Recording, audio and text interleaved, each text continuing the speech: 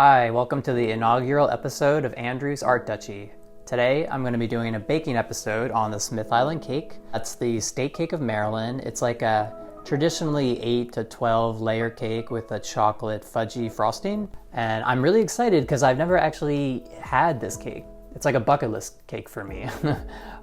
So to make it special, I'm not only going to be making my own, but I've got the real thing right here from the Smith Island Baking Company on the actual island. So it'll be fun. I'll get to compare my own creation with my own little artistic flourishes to the real thing, see how I like it, if it lives up to my hype, and let's get started. First, I'll preheat my oven to 350 degrees.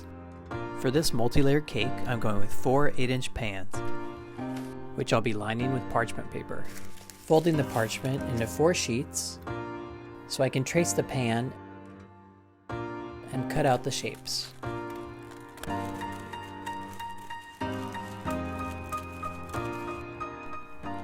I'll then take a little bit of butter the bottom, butter the sides, place my parchment inside, and butter the top of the parchment.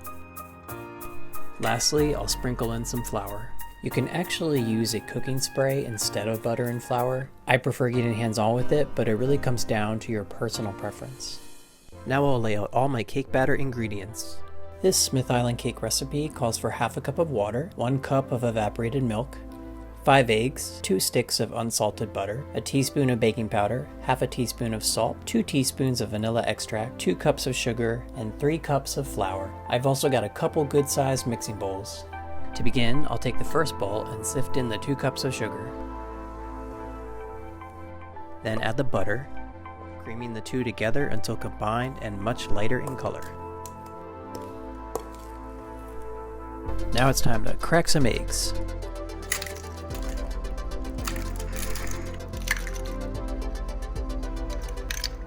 I'll then mix my eggs until they're a runny consistency.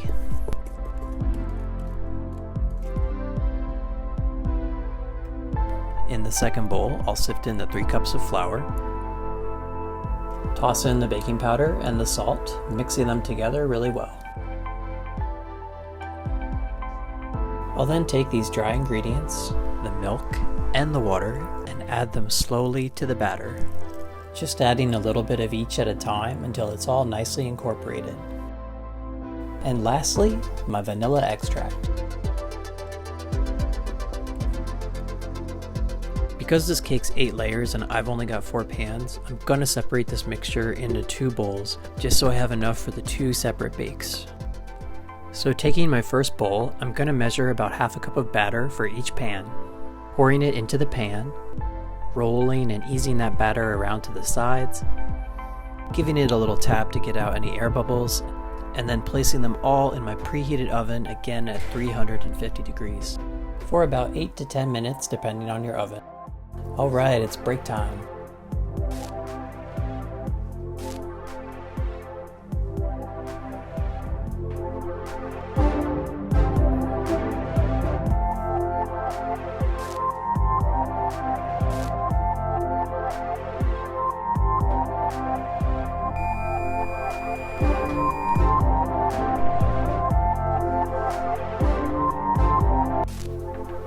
Okay, these smell amazing. Oh my god, I want to eat them right now. Using a butter knife, I'll cut the sides and lay them on my wire racks to cool.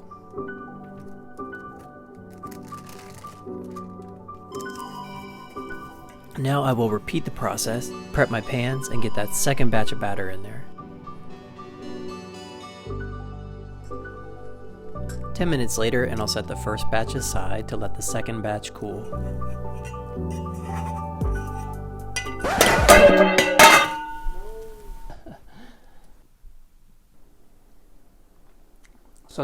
So the good thing about dropping your cake is you get to have it early.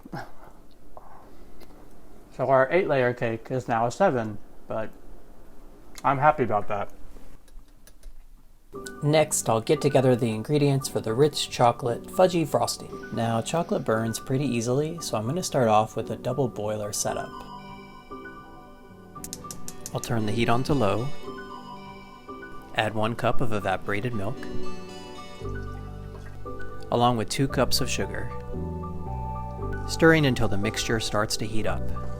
Then I'll add 5 ounces of unsweetened chocolate. It was taking too long to melt, so I went down to 1 pan and reduced the heat. Now I'll add a stick of butter and a dash of vanilla. Then I'll gradually bring the heat up, bringing the mixture to a slow boil.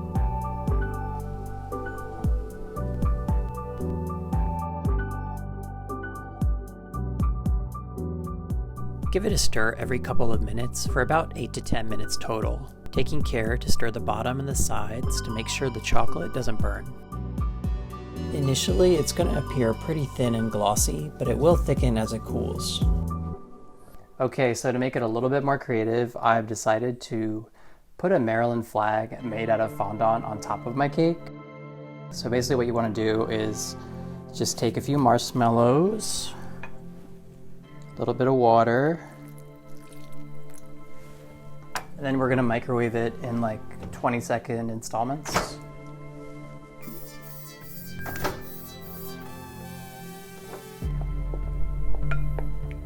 Once my marshmallows have melted, I'm going to add confectioner sugar. It's about 4 parts confectioner sugar to 1 part marshmallow.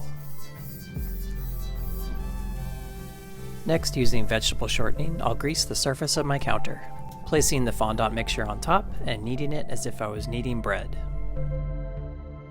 Adding more confectionery sugar if necessary. Repeating this process until I've got a nice workable fondant. Now I'll place some greased parchment on top of my counter and take a rolling pin, which I'll use to gently flatten out the fondant. Using my handy Maryland face mask as reference, I'll use this edible marker to draw the pattern directly onto my fondant surface.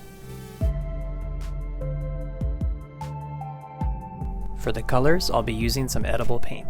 You can find these at supermarkets, craft stores. I found these along with the edible marker at a Michael's. They work pretty much the same as any paint, and I found them very easy to use. Painting away section by section, I'll place the finished product in the freezer to cool. Now it's time for my favorite part of this whole process, the assembly. As you can see here, the frosting's gotten nice and thick. I'll put a little dab on my cake stand and place some parchment around that to protect it from getting too messy. Placing a first layer on the cake stand, I'll use an offset spatula to put a dollop of chocolate in the middle. Spreading it around until the layer is completely covered. Repeating this process for each layer, one by one, higher and higher. Gorgeous. Here we go. Last layer. Boop.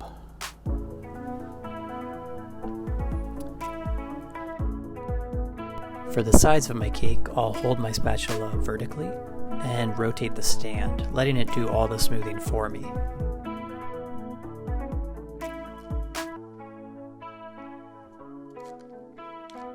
Now that is one impressive stack of pancakes. I'll then place the cake in the fridge and add a bit of confectioner sugar to my remaining frosting. This way it'll be thick enough to do a little piping. I'll place this into a piping bag and set it aside for the finished cake. Now that the cake, along with the fondant, have chilled, it's time to carefully cut out that flag.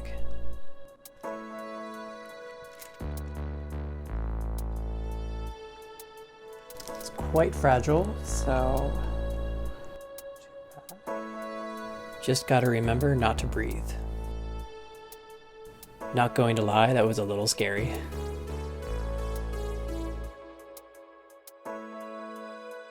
Before piping directly onto the cake, it's a good idea to do a little test.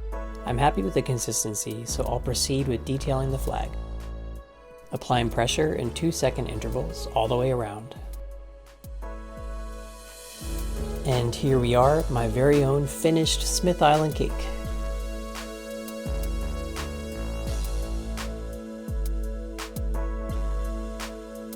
Okay, we're all done. I'm really happy with the way this came out, but I'm even more excited to see how it tastes, how does the real thing taste? How does it stack up? Okay, so let's eat it. I'm of the opinion that cake always tastes better when shared with a good friend, so I've invited over my best friend Terry, who also happens to be my cameraman and shot this entire video for free, so I kinda owe him. Okay, so now we've got both cakes side by side, the real thing, my colorful version. Terry, are you excited to try some cake? I am. I definitely am. Do you want to do the honors? Sure. Okay.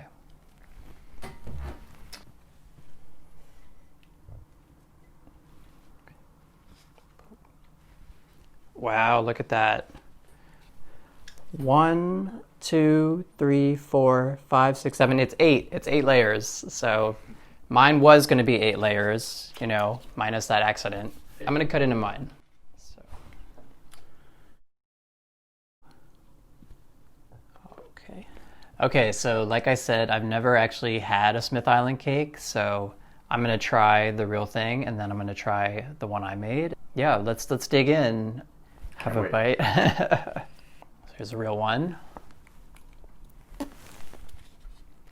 That's really good. Oh my God. Wow. That is a good cake. The frosting, nice and fudgy. It's definitely like got a different consistency to like a buttercream frosting, which is what I'm used to. So you wanna trade? Yeah. Did you like mine? It's pretty good. It's pretty good. I'm picky though, so.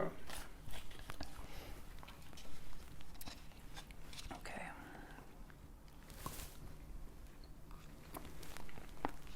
Oh wow.